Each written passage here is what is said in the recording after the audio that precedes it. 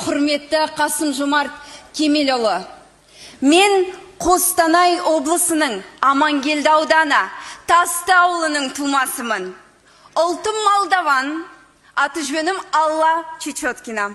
Өзім қазақтың салт дәстүрі мен мәдениетінен сусындап өскен баламын. Негізі, қазақ тілін білу үшін мен сияқты көрші күміс әженің мұжымасын жеп өсу керек. Ал сіздер мұжыманың қандай ас екенін білесіздер ме? Қолдың сары майы қосылып, мұжылған ыстық табананың дәмі әлі таңдайымнан кетпейді. Дегенмен өз ата-анама да алғыс айтқым келеді.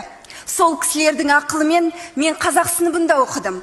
Сақып Жамал деген алғашқы ұстазының арқасында қазақ тілінің қасиетін сезіндім. Қазіргі таңда Ахмет Байтұрсынов атындағы Қостанай мемлекеттік университетінде журналистика мамандығы бойынша магистратурада оқимын. Сондықтан мен қазақтың нанын жеп, суын ішіп өскендіктен ең алдымен қазақ тіліне құрмет көрсетілуін талап етемін. Құрметті жиналған қауым, мемлекеттік тілде сөйлемесек, білуге тырыспасақ, біздің егемендігімізге, тәуелсіздігімізге қосқан үлесіміз немен өлшенеді?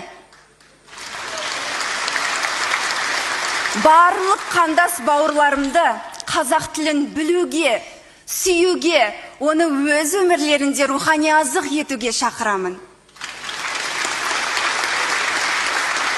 Жаһандану заманында қазақы тәрбие ұмытылмаса деген тілегім бар.